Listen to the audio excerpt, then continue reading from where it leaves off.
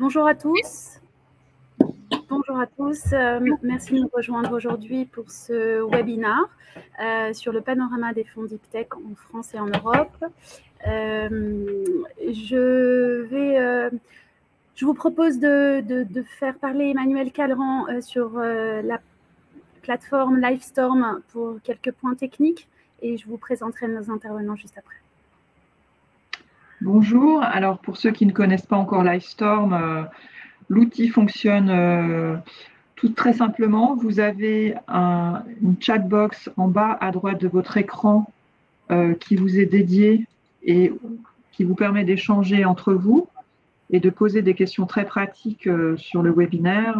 Si par hasard vous avez une problématique de son ou d'image.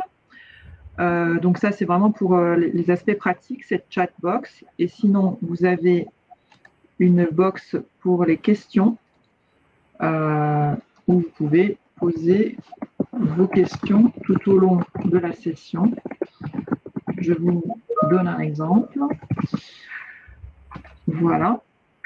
Et ces questions seront reprises à l'issue de l'intervention par Guy et Fadoua.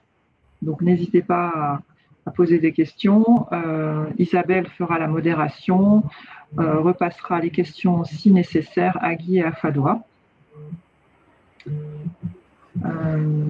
Voilà pour l'essentiel. Je repasse la parole à Isabelle. Merci beaucoup, Emmanuel. Qui va vous présenter plus avant cet après-midi, ensemble. Merci beaucoup.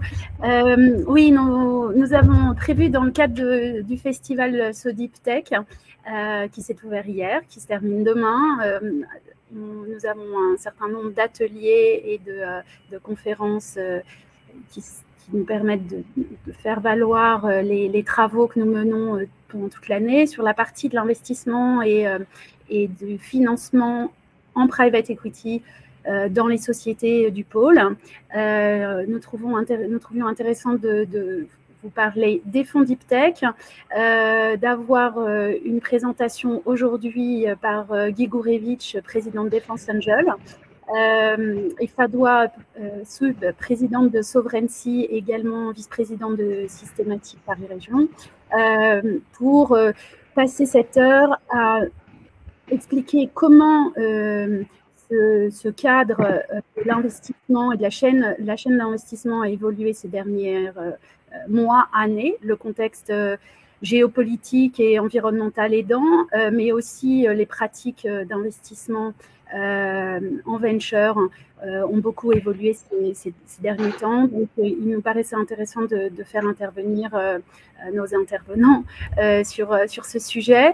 Guy Gourevitch, je te propose de te présenter en attendant l'arrivée de Fadoua Soub, qui nous rejoint dans deux minutes. Guy ? Bonjour. Voilà. Est-ce que vous m'entendez? C'est parfait. Parfaitement. Bonjour. Voilà, bonjour.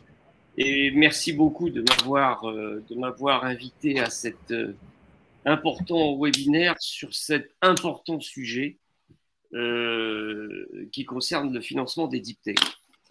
Et je me présente, je suis ancien président de France Angel, après avoir fait une carrière en grand groupe, je n'avais jamais connu une PME et encore moins une start-up. Et sur toute fin de ma carrière que j'ai fait la connaissance de ce monde des start-up et des PME. Et j'avoue que j'en suis tombé véritablement amoureux, je dirais, et je m'y suis énormément intéressé au point d'investir moi-même dans beaucoup de sociétés, presque une cinquantaine de sociétés.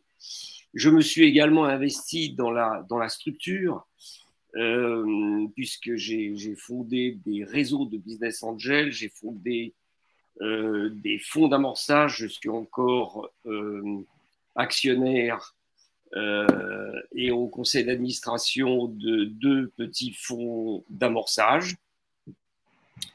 Et j'ai été donc président de la Fédération nationale des business angels, qui est un acteur important du financement d'amorçage et de préamorçage, si précis, ce qu'on appelle en bon français. Voilà, et à la fin de mon mandat, où j'ai toujours favorisé l'éclosion de réseaux thématiques et sectoriels, j'ai donc créé Défense Angels, qui, comme son nom ne l'indique pas, s'intéresse non seulement au secteur de la défense, mais également à tout ce qui concerne les technologies stratégiques, je dirais, pour notre pays, les stratégies qui nous permettent d'avoir une autonomie technologique dans le monde. Et Isabelle l'a souligné tout à l'heure, dans le monde et la situation géopolitique telle qu'on la connaît aujourd'hui. Voilà. Je n'en dirai pas plus, je cède la parole donc à Fadoua. Merci Guy. Bonjour à tout le monde. Bonjour Isa et Emmanuel. C'est OK pour le son? C'est OK pour le son? Oui, c'est bon, c'est bon. Donc bonjour. Donc moi je suis Fadoua Sub, je suis vice-présidente de Systématique et j'ai passé, on se connaît avec Guy depuis toujours maintenant, j'ai passé depuis 25 ans une bonne dizaine d'années en banque d'affaires sur des opérations plutôt de structuration, de levée de fonds et de M&A. Puis j'ai géré un fonds d'amorçage pour C-Venture il y avait quelques deals B2C, mais essentiellement B2B entre 2008 et 2013. J'ai monté aussi un fonds cross-border entre la France et la Chine pour les sociétés de Systématique. Et aujourd'hui, ce qui est intéressant d'échanger avec vous, j'ai cofondé en 2020 Sovereignty avec justement le constat qu'il n'y a pas assez d'instruments financiers classiques qui savent financer justement ces sujets deep tech. Quand on dit deep tech, c'est-à-dire ce sont des sujets qui demandent du temps en R&D, qui concernent souvent des modèles hybrides entre le software, le hardware ou plusieurs compétences dans la deep tech, qui demandent du temps et qui n'ont pas des profils de croissance tels que connus et admises par les fonds de capital risque classiques qui donnent toujours l'espoir d'avoir une licorne au bout de 5, 7 ou 10 ans d'investissement. Et ces sujets sont justement très importants, comme le disait Guy, à la fois pour la partie souveraineté stratégique, structurante, mais également pour la partie industrialisation. Et donc, on a monté cette plateforme d'investissement Sovereignty et le premier deal qu'on a fait, donc on a fait avec des privés et on reviendra avec vous sur le sujet de qu'est-ce que attendent les fonds, qu'est-ce que attendent les entrepreneurs et comment tout faire coïncider. On a financé une petite usine de capteurs Internet des objets dans les territoires, dans le Grand Est à Bar-sur-Aube. On pourra vous en dire plus. Et donc, Isabelle, tu nous diras sur quoi tu veux qu'on mette l'accent et quels sont les sujets que tu veux qu'on aborde plus spécifiquement sur le panorama, les métriques, les attentes des fonds et des entrepreneurs. Bien sûr. En fait, de la préparation que nous avons faite, ce qui me semblait intéressant, c'était de montrer dans vos expériences respectives comment vous aviez vu les dernières années évoluer, notamment avec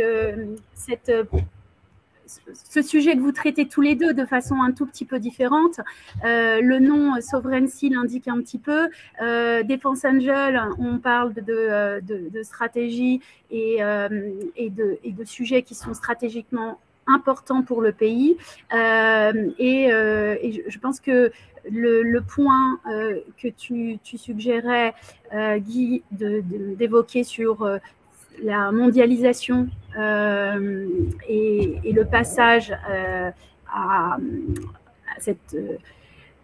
ce focus que nous faisons tous de plus en plus sur l'Europe, voire sur chacun de nos pays, mais en quoi voilà, ça impacte le financement de nos entreprises.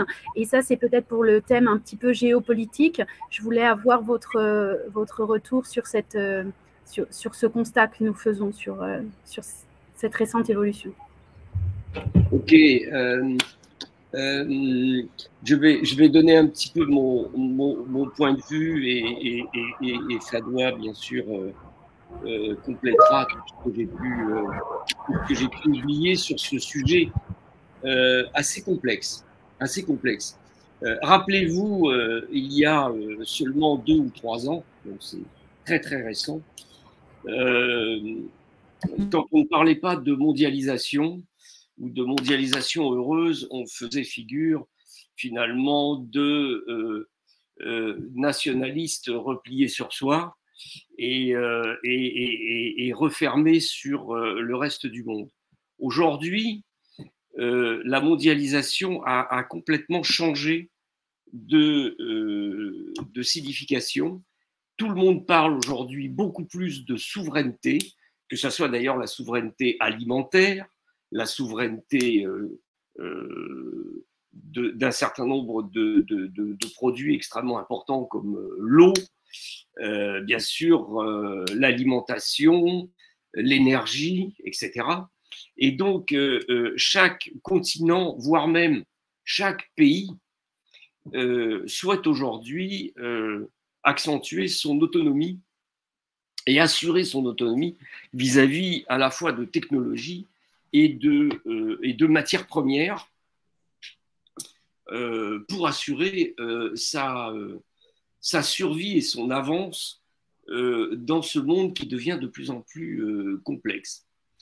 Et ceci a des conséquences extrêmement importantes à la fois sur l'économie, sur la politique et la géopolitique, domaine dans lequel je n'entrerai pas parce que ça déborde très très largement le cadre de ce webinaire, mais plus particulièrement sur le financement des entreprises, puisqu'aujourd'hui, face à cette situation, les critères d'investissement et de financement changent radicalement. Non seulement les critères changent, mais les véhicules et le mode de financement changent également. Hein, on parle aujourd'hui, on parlait jusqu'à maintenant de RSE, de SG, de rentabilité, de croissance, avec je dirais, une échelle de financement qui suivait un peu l'évolution de l'entreprise à financer. Donc, on avait les financements en pré-seed, hein, le love money, le pré-seed, le seed, les séries A, les séries B, les séries C, etc. Aujourd'hui, ce schéma devient beaucoup plus complexe. On a aujourd'hui, surtout dans le domaine des deep tech et des technologies stratégiques d'une façon générale, des entreprises qui viennent nous voir avec des besoins de financement réels, de 2, 3 millions, 5 millions, en nous annonçant dans le même temps qu'elles commenceront à commercialiser d'ici 4 ou 5 ans. Bon, avec des technologies extrêmement intéressantes et extrêmement importantes pour l'autonomie et la souveraineté de notre pays, voire de l'Europe. Bon, le problème se pose, comment faire? Comment concilier le financement, les besoins de financement de ces entreprises avec finalement le légitime objectif des investisseurs de retour sur investissement dans un temps, je dirais, raisonnable. Bon, parfois long, mais tout de même raisonnable.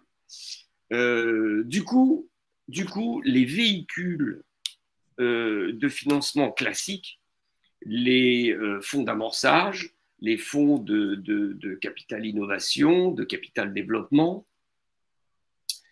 voire même les fonds de transmission, les fonds LBO, ne correspondent plus finalement aux besoins de financement des entreprises. Et on voit donc apparaître, et ça peut-être ça sera le sujet un petit peu suivant, hein, on voit apparaître des véhicules de financement de type nouveau, un peu hybride, hein, la mode est à l'hybride, mais pas seulement dans l'énergie, hein, des modes de financement hybrides à côté des fonds classiques, des véhicules de type réseau, de type club deal, de type plateforme, qui apparaissent et qui permettent de répondre à des besoins de financement auxquels les structures classiques ne répondent plus ou répondent plus mal.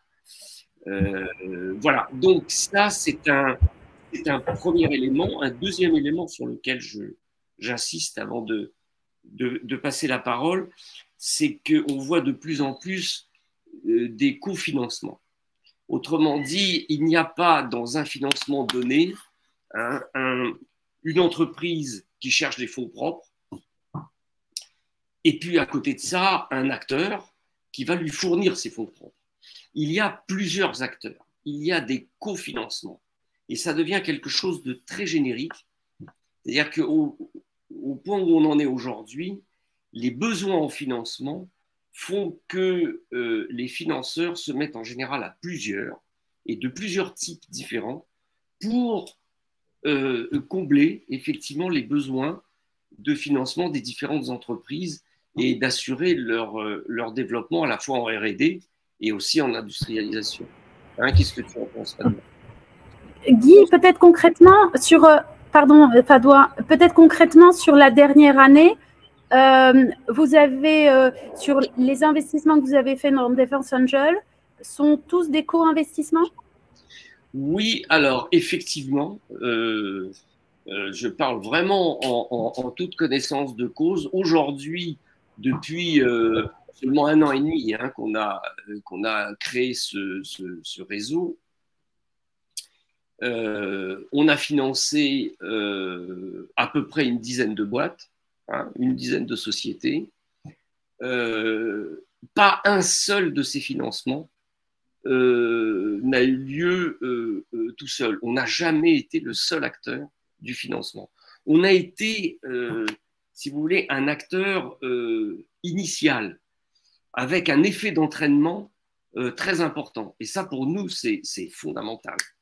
Et parfois, les financements obtenus par l'entreprise a été bien supérieur au financement du seul réseau Defense Angels. D'abord, on finance à plusieurs réseaux. On finance avec des fonds d'amorçage. On finance avec des club deals. Parfois, on finance avec des plateformes de crowdfunding. Enfin, on est à plusieurs acteurs pour financer. Je vous donne un exemple. Le plus fort effet d'entraînement, on a financé une société dans le domaine de la cyber. Le ticket de Defense Angel, c'était aux environs de 200K. La levée finale a été de 2,5 millions. Et donc, ce qu'on observe, c'est qu'on a des statistiques au niveau France Angels. En général, les réseaux de Business Angel ont un coefficient d'entraînement d'à peu près 2,8 à 3. C'est-à-dire que quand un réseau met 1 euro en fonds propres dans une entreprise, elle se trouve financée de 2,8 à 3 euros. On constate aujourd'hui, pour Defense Angel, dont 80% des investissements concernent les deep tech, qu'on a un effet d'entraînement de 10. Donc beaucoup plus important que ce qu'on avait l'habitude de voir jusqu'à maintenant et dans les autres secteurs. C'est un peu comparable, je dirais, à ce qu'on voit dans le secteur de la santé. Surtout dans le secteur des pharmacologiques, où les recherches sur les nouvelles molécules font que nous avons un réseau de business angels spécialisés. Eh bien, il observe exactement le même phénomène, c'est-à-dire que quand il investit et instruit un dossier, qu'il investit, eh bien, le financement final est à peu près 10 fois supérieur. 8 à 10 fois supérieur, mais enfin dans des proportions très importantes. Merci beaucoup. Fadwa, si tu veux nous présenter un petit peu Sovereignty et expliquer un petit peu mieux, même si dans ton introduction, tu as expliqué l'intérêt d'avoir Sovereignty aujourd'hui, comment Comment vous envisagez ces premiers investissements dans ce contexte-là? Je rejoins, je pense que déjà ce qui est très bien en ce moment, c'est qu'il y a quand même une prise en conscience générale que les instruments à disposition de financement ne sont pas adaptés à 70% des PME innovantes, dont les deep tech. Et je pense que, enfin, à la fois BPI, France 2030, tout le monde en est conscient, mais en fait, on est en train de vivre ce qu'on a tous vécu pour ceux qui étaient là il y a 25 ans. C'est qu'il faut un certain temps, je vois dans le chat des remarques de Yannick qui dit qu'effectivement, il y a 6 000 milliards à flécher dans l'épargne française pour travailler sur ces sujets-là. Et effectivement, en 98, il y a eu la création des fonds communs de placement pour l'innovation qui sont soit les ancêtres des fonds de capital risque classiques ou leurs cousins, c'est-à-dire une façon de collecter avec une incentive fiscale de l'argent sur les grands assureurs et les grands banques de retail, donc sur l'épargne française. Ça collecte depuis 25 ans entre 1 milliard et 1,5 milliard par an. C'est ce qui fait qu'il y a cette dynamique de capital risque et de capital développement en France. Malheureusement, la France a toujours un retard quand il y a des tournants depuis la révolution industrielle parce que les habitudes s'installent et pour les changer, il faut un certain temps, ce qui fait qu'on loupe des vagues. Je pense que quand même, si on raisonnait comme ça, sur est-ce que le TRI d'une licorne chez tel fonds, sur le rendement de BPI est au rendez-vous ou pas, on n'aurait pas eu le TGV, le CEA, la bombe atomique, Ariane, parce qu'il a fallu à un moment donné se dire, on est quand même dans une période comparable. On est dans une période comparable entre ce dont parlait Guy géopolitiquement, où il y a une contraction globale des plaques géopolitiques et où nous, on part avec des cartes compliquées parce qu'une grande partie de ce qu'on a sous-traité à l'international demandera des efforts pour relocaliser. Et donc, on ne peut pas attendre d'avoir un rendement de x10 ou x100 parce qu'on va relocaliser une partie.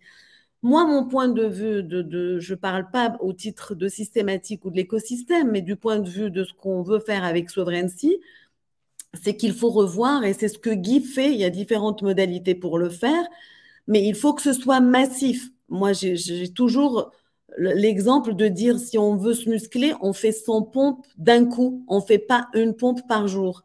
Ça veut dire qu'aujourd'hui, l'argent est disponible, mais on le voit bien, il faut passer du temps, par exemple, avec l'équipe de Guy pour avoir le premier 200 000.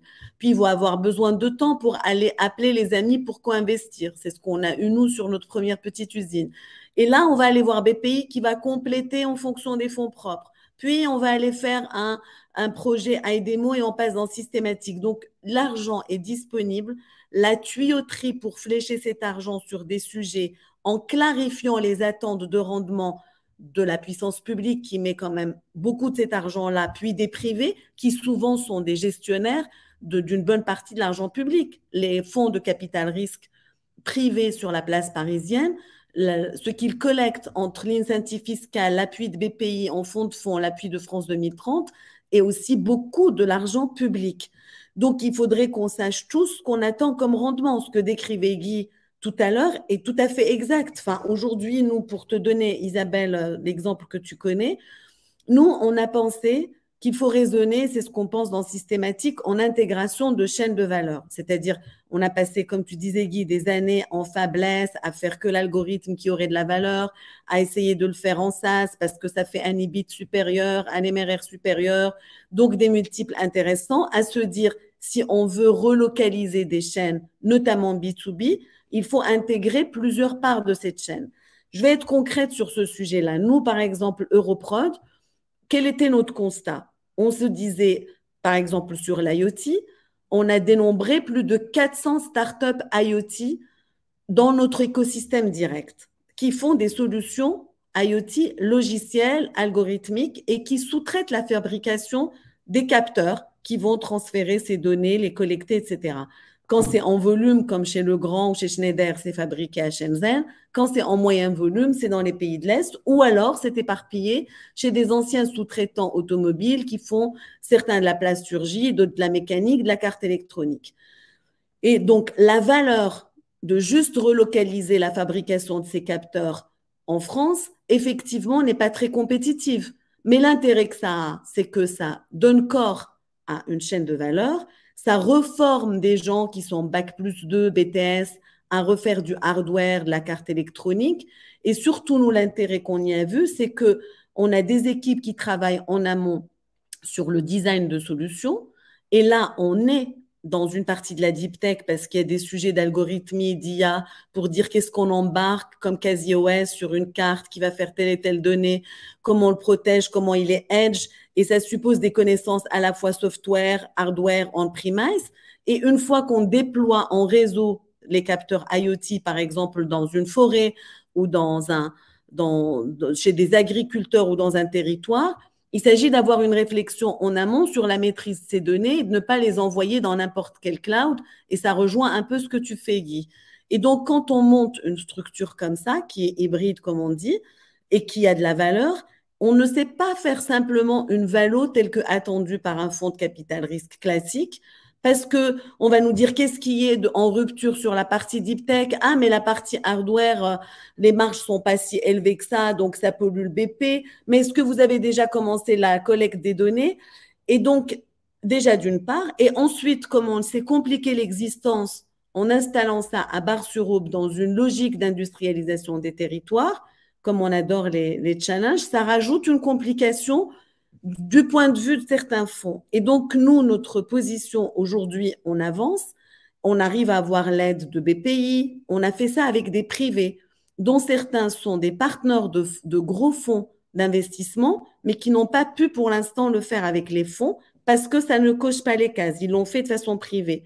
Nous, ce qu'on a envie d'échanger avec les entrepreneurs autour de la table, avec Systématique, c'est qu'aujourd'hui, c'est une histoire d'évangélisation et d'ingénierie, comme ça a été fait il y a 25 ans sur les FCPI. Aujourd'hui, on entend tous les jours qu'il y a des instruments pour l'industrialisation, pour les startups industrielles, pour le CapDev, pour la rénovation des PME industrielles, pour la deep tech. Mais je pense qu'il faut se mettre autour de la table, nous tous, pour se dire, OK, il y a tout ça, quel est le moyen optimal comme instrument pour revoir ça à plat? Comme tu dis, Guy, les gens viennent et disent, j'ai besoin de 2 millions. Donc, il faut être en mesure, comme tu disais, de valoriser des actifs immatériels. Et je pense que Michelin ou Saint-Gobain à l'époque ne se disaient pas il faut que je sorte dans 7 ans. Ils ne seraient pas là encore. Donc, il faut revoir les fondamentaux de l'investissement qui sont le time to liquidity, qui sont le retour sur investissement et peut-être les cascades qu'on fait, nous, Guy, toi et moi, en le faisant comme on dit bottom-up, tu fais toi ton boulot d'expert en fait. On n'attend pas de toi de mettre les 2 millions, mais c'est parce que tu regardes le deal et tu le valides et que tu mets 200 que ça a du sens. Il faudrait qu'on puisse amener les co-investisseurs en même temps pour que ce ne soit pas 3 mois après, puis 6 mois après, etc. Et puis, il faut qu'on sache organiser des sorties en cascade des gens qui mettent l'argent, mais qu'on le pense en ingénierie avant, pour que ça puisse donner de l'air aux entrepreneurs qui font ça. D'autant plus que les PME Deep Tech sont souvent trop vieilles pour être des startups en âge et trop petites en chiffre d'affaires pour être des PME. Donc, il leur faut quelque chose de spécifique parce que ça prend du temps. Et si on devait le résumer, en fait, le livret A rend 2%, l'immobilier va rendre de moins en moins. Est-ce qu'il faut aller chercher plus que 15% ou x2, x3? Je pense que non. Il faut attendre un rendement. Comme ça, l'argent fléché par les épargnants privés peuvent y aller. Il faut rassurer un rendement raisonnable, plus que le livret A, plus que l'immobilier, etc., pour que l'argent tourne et pour permettre aussi de développer cette idée qu'il y a dans chaque PME Deep Tech une partie pérenne qui est un matelas, comme on faisait avant les années 80, comme on faisait dans les années 50, alors qu'on est passé après à du monolithique, donnez-moi un seul business model, je veux comprendre l'EBITDA lié à cette génération de revenus, et on fait que ça. Donc, je vois que Didier dit que le budget français met 14 milliards dans la recherche, 7 pour les organismes et 7 pour le CIR, versus 500 millions d'euros pour les transferts, ce qu'il fallait démontrer.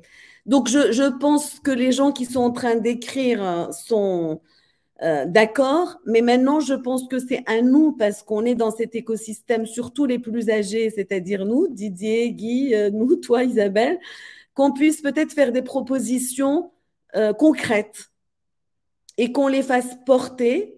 Je pense qu'il y a l'écoute pour ça. Parce que moi, ça me fait très mal au cœur le temps qu'on a passé en Chine et on rigolait. Quand ils se disent l'IA ou le quantique, c'est un sujet d'avenir, ils ne passent pas 107 ans à dire fais d'abord un 500 série A. Ils mettent quelque chose de massif, ils créent les structures et ça se trie après. Et finalement, en termes de rendement, ce n'est pas forcément moins bien. Il y a peut-être des déchets, mais finalement, ça consolide. Donc voilà un petit peu cette idée. Isabelle, tu t'en souviens, dans Systématique, on a parlé tous ensemble depuis 6 ans de consolidation stratégique, puis on parle de souveraineté, puis maintenant c'est évident. On n'est pas loin, on n'est vraiment pas loin. C'est uniquement de l'ingénierie d'instruments de financement. Et quand on voit les entrepreneurs parler, on en connaît plein qu'on auditionne ensemble tous les mois. Quand on en auditionne 10, je pense qu'il n'y en a que 1 ou 2 qui arrivent à passer dans la tuyauterie de la levée classique et les autres galèrent. Et ça, ce n'est pas normal compte tenu de l'argent disponible déjà et du fait qu'on partage toute cette idée et que c'est important, pas que pour les entrepreneurs, mais pour la France. Ok. Isabelle, si je peux compléter quelques points par rapport au chat et par rapport à ce que vient de dire Fadwa. Premier élément,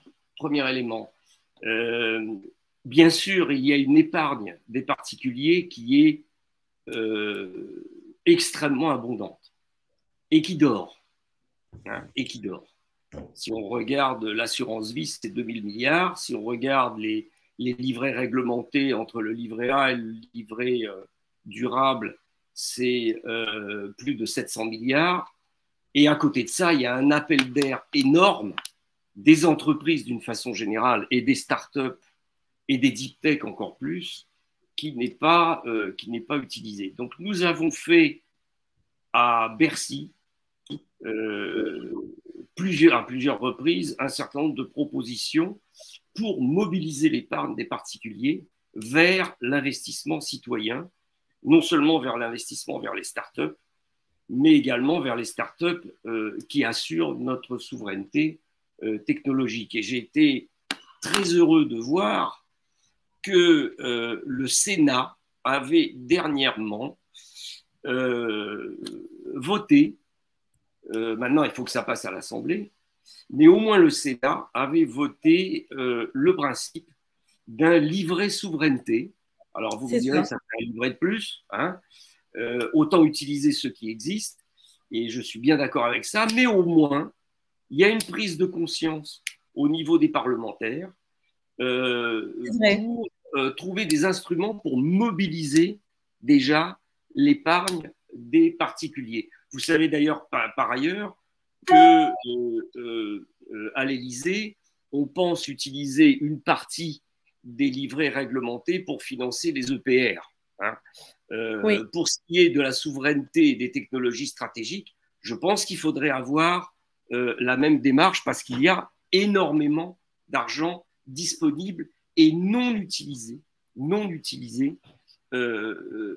en France. Et je ne parle même pas de l'Europe. Ça, c'est la première chose. Donc, nous sommes, à Défense Angels et à France Angels d'une façon générale, extrêmement actifs sur ce domaine-là. On a été auditionné par un certain nombre de sénateurs et de députés, notamment des commissions défense du Sénat et de l'Assemblée. Et on a été très content de voir que les députés et les sénateurs de ces commissions ont repris presque in extenso les propositions que nous avons faites et qui comprennent également la motivation fiscale pour les particuliers qui investiraient en fonds propres dans les entreprises de façon directe ou indirecte. Ça, c'est le premier élément. Mais il n'y a pas que la mobilisation des particuliers. Il y a également la mobilisation des trésoreries des grands groupes et des ETI, car il y a des belles ETI qui ont des belles trésoreries et qui ne s'occupent pas de ce qu'on appelle l'open innovation, qui est quelque chose d'extrêmement important et qui permet à des filières de se mobiliser pour travailler ensemble. Les uns pouvant examiner et avoir un panorama des technologies les plus intéressantes pour leur propre développement, pour leur propre stratégie, et les autres pouvant être financés par des industriels, ce qui n'est jamais neutre, il faut le savoir, hein, mais qui permettrait d'avoir de l'argent disponible dans des considérations de retour sur investissement qui sont totalement différentes. Car quand un industriel investit, il investit souvent, tout le temps d'ailleurs, sur des considérations d'abord stratégiques et également financières. Alors, c'est le cas des corporate ventures, bien sûr, hein, mais d'abord, il y en a très peu, des corporate ventures qui marchent, hein, il y en a quelques-uns, et la plupart ont des difficultés pour fonctionner, mais c'est quand même une très faible partie du tissu industriel français, et notamment, je pense, aux ETI. C'est la raison pour laquelle, au-delà du club de Business Angel, nous avons créé en parallèle un club d'industriels, d'investisseurs industriels, pour leur proposer une open innovation, je dirais, industrielle, systématique, professionnelle, et non pas une open innovation, je dirais, faite de façon opportuniste ou à l'occasion. Hein, voilà, et ça, c'est quelque chose qui permettrait de mobiliser l'épargne, la trésorerie des ETI et des grands groupes à leur profit, je veux dire, pour vraiment les aider à se développer. Et ça, c'est quelque chose d'extrêmement intéressant, avec, j'ajoute, des critères d'investissement qui ne sont plus du tout les mêmes. Comme le disait très bien Fadoua à l'instant, la valo n'est plus seulement, voire plus du tout, un multiple de l'EBITDA. Hein, souvent parce que l'EBITDA est égal à 0. Donc, et le chiffre d'affaires également. Donc, la valo devient quelque chose elle-même d'immatériel, c'est-à-dire qu'on doit évaluer, et c'est un exercice difficile, la valorisation d'une entreprise à la valeur du potentiel technologique de développement, soit du potentiel pour un industriel donné, soit du potentiel pour le pays lui-même. D'accord ? Et l'exercice est beaucoup plus difficile que de faire une équation, hein, où on regarde le résultat en bas du tableau Excel. Bon. Il y a des aspects d'évaluation stratégique qui sont parfois difficiles, mais on est là pour aider les industriels. Et ce type de véhicules nouveaux dont je parlais tout à l'heure, eh bien, ce sont des clubs deals ou des clubs d'investisseurs. Et on essaye, dans ce domaine-là, d'aller le plus vite possible.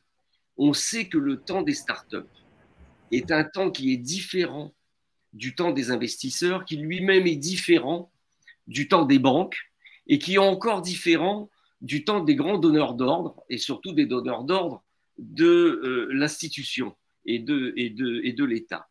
Donc, nous essayons de raccourcir les temps de décision et de donner les meilleurs outils de décision aux industriels et aux investisseurs pour qu'ils puissent décider en toute connaissance de cause d'investir le mieux et le plus vite possible. Voilà, je crois que c'est cet ensemble de mobilisation, et je mets le mot mobilisation au pluriel lui-même, cet ensemble de mobilisation qui permettra vraiment à ce pays de faire fructifier le potentiel gigantesque, vraiment gigantesque, qu'il y a dans ce pays en matière de technologie avancée. Voilà, je reste quand même très optimiste. On est optimiste, Guy, mais ce qu'on pourrait faire, mais on le fait là en webinaire et on est très ouvert à échanger avec tout le monde. Et l'idée, c'est justement comme on est dans l'écosystème pour se mobiliser ensemble. En t'écoutant, Guy, mais on n'en a même pas parlé pendant la préparation. On avait parlé de cette valorisation des actifs immatériels. Je pense que tu sais, de la même façon qu'il s'est passé quelques années pour valoriser le ESG, l'impact, tu vois, on entend parler des fonds impact depuis une dizaine d'années, et là, ça rentre dans le calcul un peu des KPI, à la fois des fonds de fonds et de fonds. Je me dis, en fait, ça va pas être un travail énorme si on s'y mettait ensemble, tous, pour justement définir des critères de souveraineté. En fait, on a la matrice des sujets. Toi, tu les as par cœur, c'est les sujets dans lesquels tu investis, et nous, du côté industrialisation. En fait, et on a tous, moi, je me souviens quand, avec Olivier, on gérait le fonds d'amorçage, on se plaisait à chaque comité d'investissement de faire une page A4 en se disant, c'est quoi les actifs immatériels? On avait, voilà, comme toi, les deux entrepreneurs qui démarrent, il n'y a pas encore de chiffre d'affaires, pour justifier non pas par un discount cash flow d'un BP, comment on démarre. Et je pense que Didier le fait quand il raisonne transfert de technologie. On a tous fait cet exercice-là de dire, si tu croises dans une matrice de la cyber plus une partie industrialisation, donc ça vaut tant d'années avant toi de travail, il y en a moins dans le monde, mais c'est important pour la France, etc. Et peut-être qu'on pourrait travailler, Isabelle, sur ce sujet-là et le rajouter à nos propositions respectives qu'on fait à la fois aux parlementaires et à France 2030 pour commencer petit à petit. Très sincèrement, c'est une proposition, faisons-le. Parce que moi, je sais, par exemple, en 98, on était parti copier les term sheets de Sequoia pour dire, on ne savait pas ce que c'était un ratchet, un preferred, et puis voilà. Donc là, on pourrait se dire, on peut raisonner sur une structure de valorisation qui intègre les aspects souveraineté, temps long, aspect stratégique, industrialisation. Et on peut arriver à des. Tu vois, le SG, c'est pas non. Tu vois, petit à petit, ça se sophistique, ça se calcule et les consultants viendront nous dire on va le faire comme ci, comme ça. Mais ça mérite. C'est un peu ce qu'on fait naturellement. Je suis archi d'accord avec toi qu'il y a cette réflexion globale sur le temps long, le rendement et la valeur de ce qui se fait, pas en termes d'IBIT, comme on disait. Et puis déterminer peut-être on les a, Didier qui est là le sait, on peut travailler, Isabelle, sur ce sujet pour que Systématique apporte ça. Oui, bien sûr. Non, c'est en même temps, c'est des sujets qui sont aussi traités par un certain nombre d'instituts publics qui de plus en plus financent ces sujets. Et donc, il faut effectivement trouver le bon croisement pour que les critères et nos PME puissent y répondre, en fait. Alors, je vois sur le chat Didier qu'on ne peut pas juste dire que l'épargne d'assurance vie ne sert à rien. C'est vrai, j'ai peut-être été un peu brutal en disant que l'assurance vie ne servait à rien. Ça, c'est un peu brutal, mais au fond, Didier a tout à fait raison de dire qu'elle finance le déficit de l'État et aussi l'immobilier. Bon, alors je demande simplement la comparaison avec l'utilisation actuelle de l'assurance vie. Est-ce qu'au moins une bonne partie de l'assurance vie, au lieu de financer le déficit de l'État, qui est une stratégie, je dirais, défensive, est-ce qu'on ne pourrait pas l'utiliser pour une stratégie offensive, c'est-à-dire de financer la dynamique de création de nos entreprises? Bien sûr. Parce que c'est avec cette dynamique de financement des entreprises qu'on va pouvoir combler à terme le déficit de l'État. Je vote pour. Et bon, alors l'immobilier, on manque encore de logements, c'est très vrai, c'est vrai. Mais on manque aussi de dynamisme, de création, d'emplois non délocalisables. ne vaudrait-il pas mieux, non pas utiliser la totalité de l'assurance vie, mais au moins une grande partie ou une bonne moitié de l'assurance vie à une stratégie offensive et non pas une stratégie défensive comme on a trop l'habitude de le faire dans ce pays? Moi, je vote à fond pour Guy, et c'est sérieux compte tenu de ce qu'on vit, parce que ça, on va couler plus vite encore, et effectivement, ça va créer très rapidement. Moi, je suis même pour reprendre les volets formation à l'intérieur de ces PME.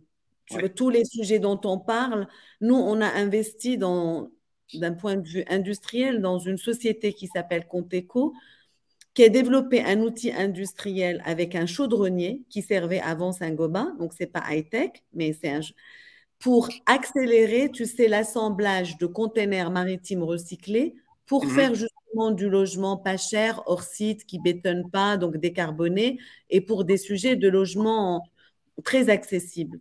Et quand j'ai regardé ce marché qu'on ne connaissait pas, là, on n'est pas dans la deep tech, mais on est dans le sujet justement d'intégration hybride d'outils industriels. Je veux dire, s'il ne connaissait pas ce chaudronnier, s'il n'était pas en discussion avec CMA, CGM, bah, il ferait peut-être un petit appart ou un petit immeuble, c'est-à-dire un promoteur qui n'a que la logique de promotion immobilière ne le ferait pas.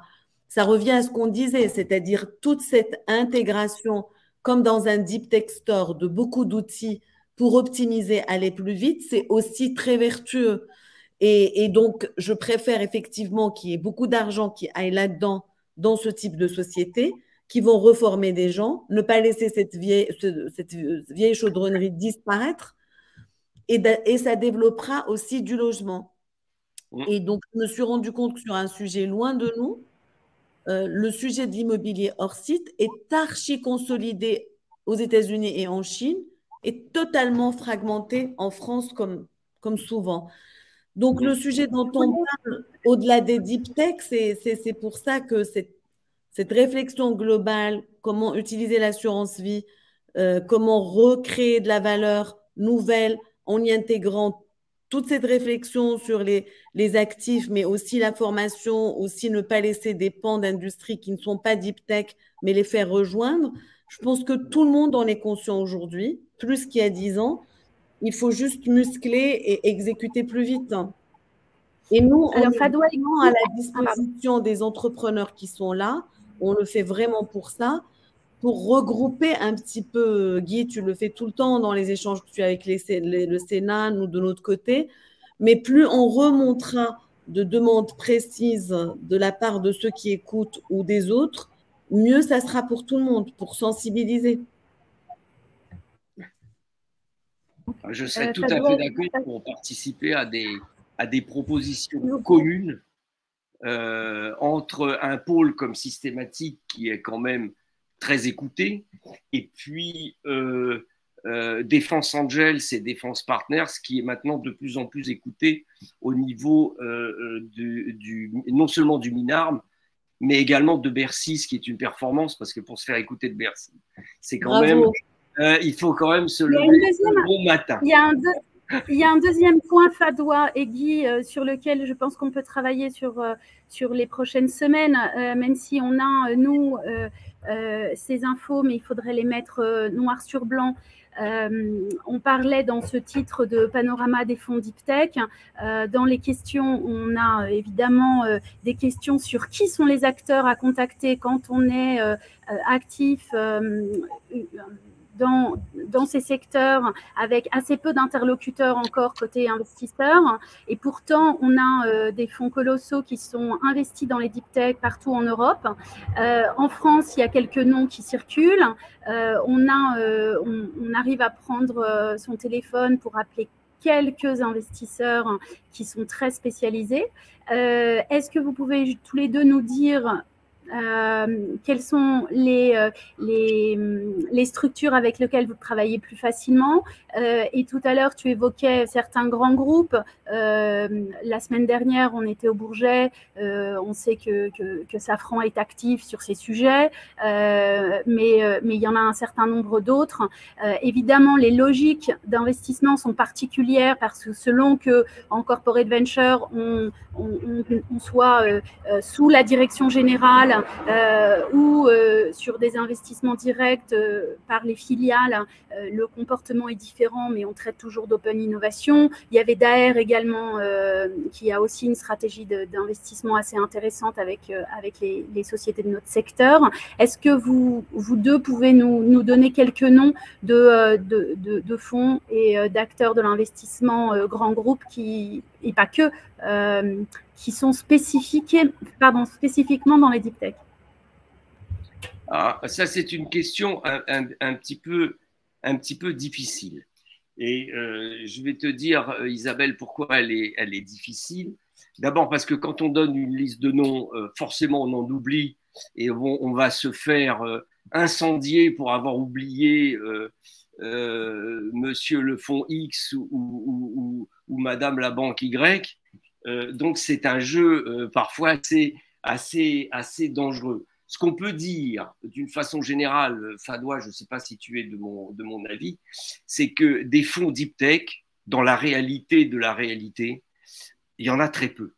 Il n'y en a pas. Il y en a très, très peu. Bon, des vrais. Alors, tout le monde se dit RSG, ESG, deep tech, et on travaille pour les startups. Dans la réalité de la vraie vie, il y en a très, très peu. Et chaque cas, je dirais, est un cas particulier. C'est-à-dire qu'on peut intéresser un fonds qui n'a pas l'habitude d'investir dans les deep tech, on peut l'intéresser sur une technologie donnée parce que il a des LPs, il a des investisseurs qui peuvent être intéressés par ce type de technologie et puis pas du tout par un autre type. Donc c'est souvent difficile. Je vois ici citer Elaya, Demeter, bien sûr. Hein. Il y a parfois d'autres, Go Capital. On en a aussi en province, parce qu'on a des antennes en province. On travaille beaucoup avec des fonds comme M Capital à Toulouse, NACO. On travaille également avec… alors, nous, Défense, on est aussi très proche du fonds, par exemple, du fonds Weinberg, hein, qui est un fonds spécialement conçu, créé, géré dans le domaine de la défense, qui lui s'intéresse quand même à des tickets relativement importants, mais qui est dans le domaine de la défense. Bon, voilà, je m'arrêterai là parce que, en fait, ce que je conseille toujours aux startups, c'est de dire, écoutez, je vais parler un petit peu pour ma boutique, mais enfin bon, tant pis. Hein.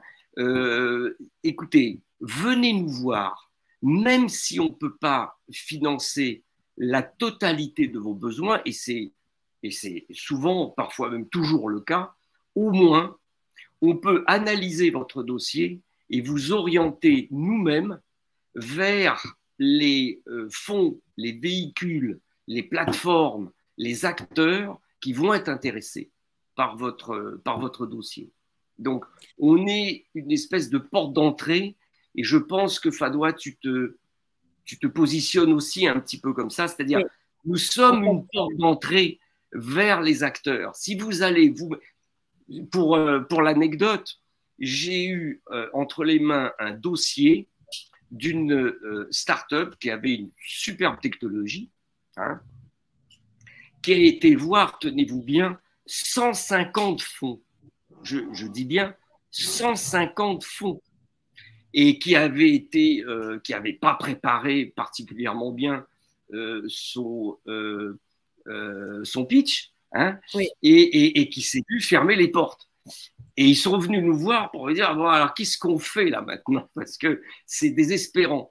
N'allez pas voir 50, 150 fonds.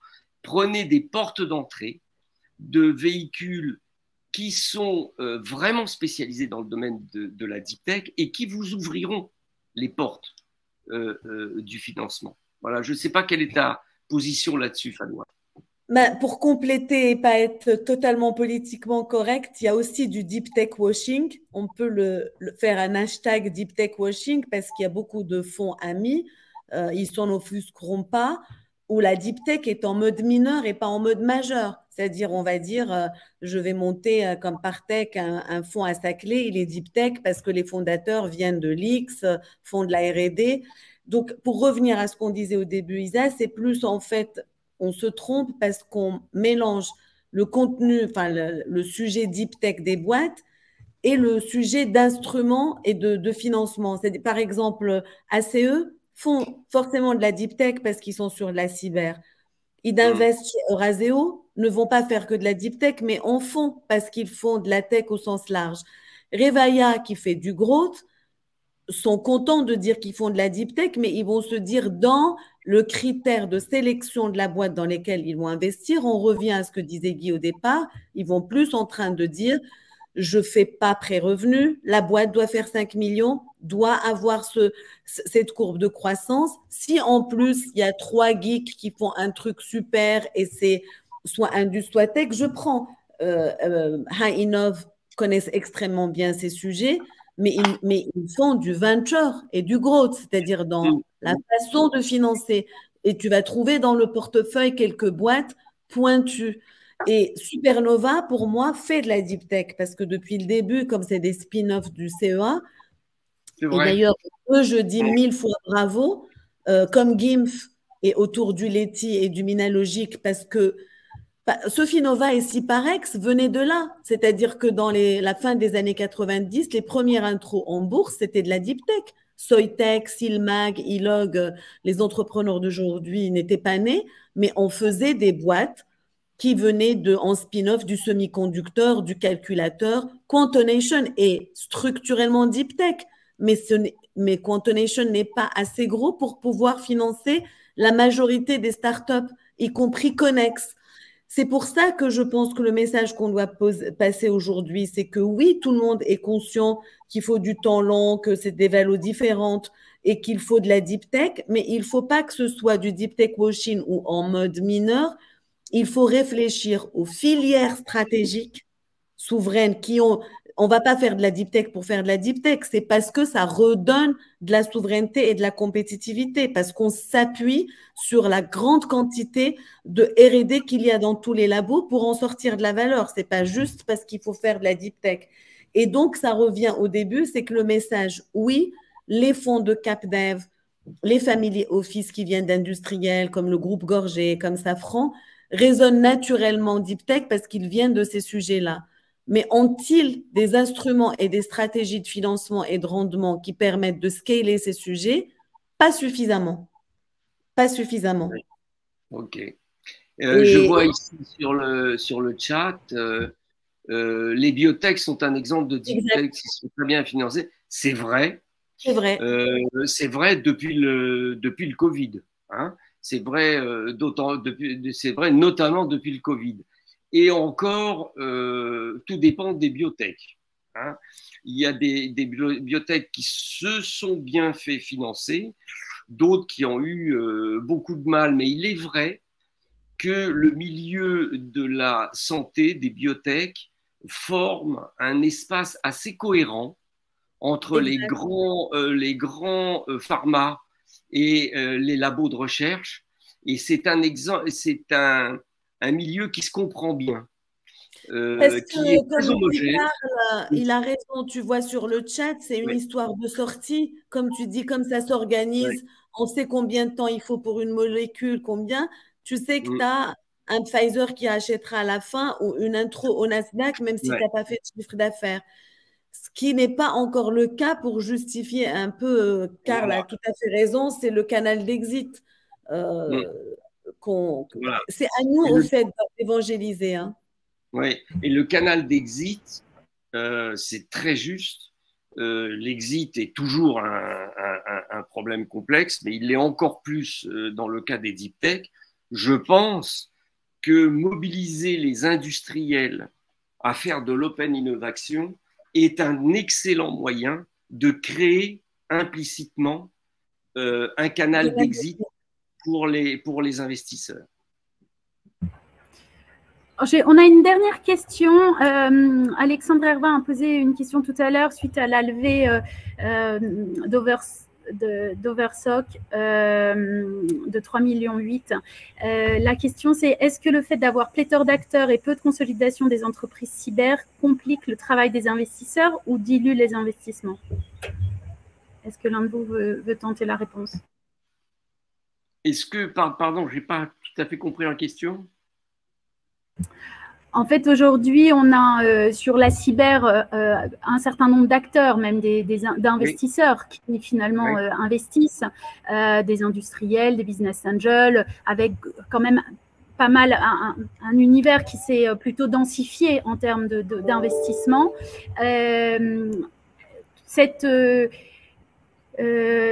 Ça attire aussi de nombreuses entreprises dans la cyber et le marché devrait se consolider.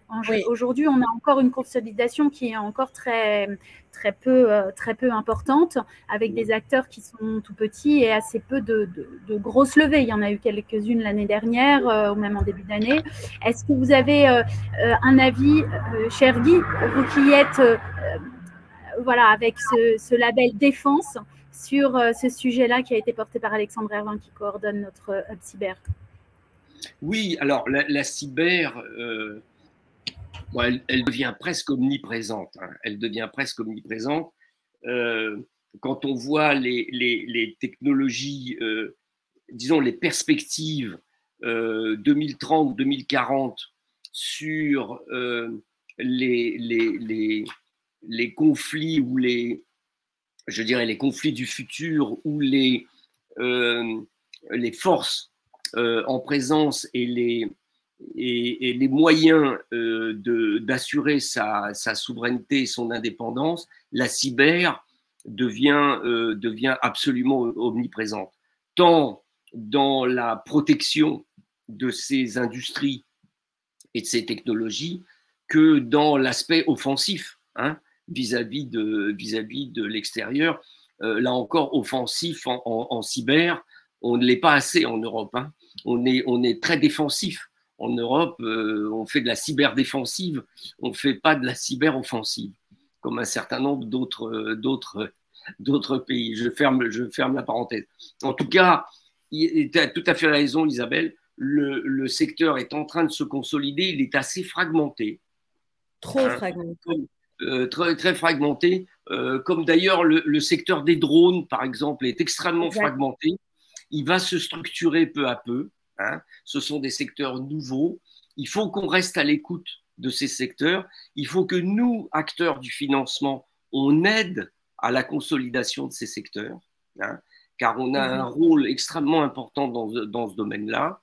Je vais tout à l'heure, hein, eh bien, on est reçu par le campus cyber à la Défense pour faire notre dernière session de pitch du semestre, et on va signer une convention de partenariat avec le cybercampus, et c'est dire à quel point nous tenons ce secteur pour important. Mais il n'est pas encore assez structuré, il n'y a pas encore des acteurs assez forts, et j'ai bien peur que dans ce domaine-là, il ne faudrait pas rater le coche comme on l'a fait pour un certain nombre de domaines. Pour compléter rapidement pour Alexandre, Isa, et moi je suis totalement pour consolider assez vite.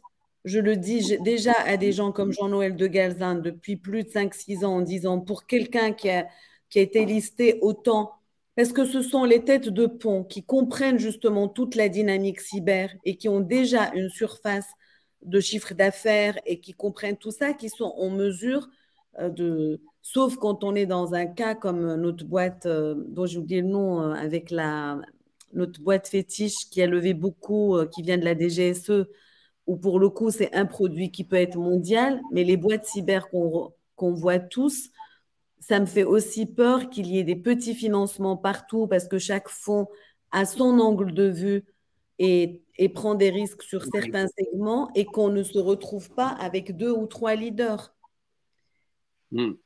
Parce qu'on le vit tous, et Alexandre aussi, même quand on les voit nous, ben on s'est dit, it's another cyber startup.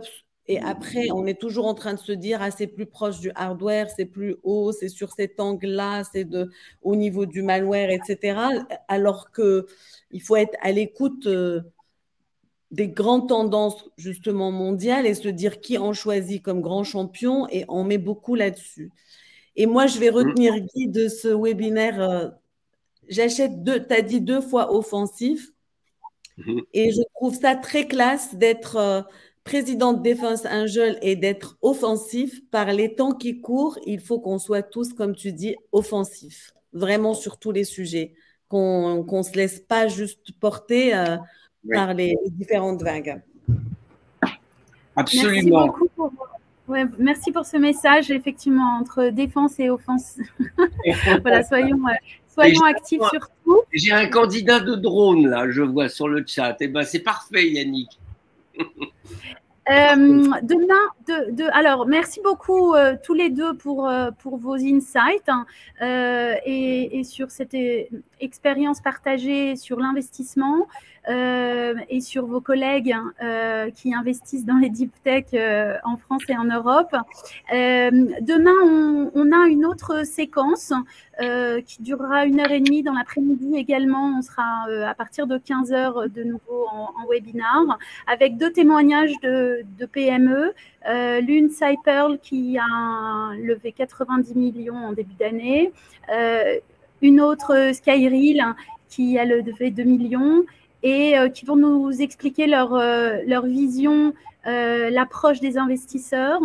Et on va, étant donné que Fadwa sera présente également pour, cette fois-ci animer, l'idée c'est d'échanger avec eux sur les trucs et astuces et revenir sur cette approche des fonds, sur la façon dont on peut concevoir le corporate venture, éventuellement mettre plusieurs acteurs autour de la table et de travailler sur des co-investissements possibles dans vos sociétés respectives. Merci à tous. Peut-être, Emmanuel, si tu nous mets le lien sur la séquence de demain. Je vous remercie grandement, Guy. C'est toujours un plaisir d'échanger sur nos sujets. D'ailleurs, je tiens à rappeler qu'on a signé un partenariat il y a 2 jours lors du before de la convention pour sceller nos travaux qui sont communs sur de nombreux domaines traitant de sujets stratégiques comme les tiens. Et puis Fadwa Sub, qui représente le collège investisseur dans la gouvernance du pôle et présidente de Sovereignty. Merci beaucoup à tous les deux pour vos interventions. Merci de ton invitation. Et on promis, Guy, Isabelle et Emmanuel, ce qu'on s'est dit sur ces webinaires, pour faire du levier dessus, il faut qu'on sorte 2-3 messages et 2-3 actions, et on le fait parce qu'on est offensif. Absolument. Bon, la rentrée sera tout de suite. Voilà, très bien. Merci encore. Merci, à bientôt. Merci. À demain. Ciao, ciao. Ciao, ciao. Je ne sais pas comment on sort.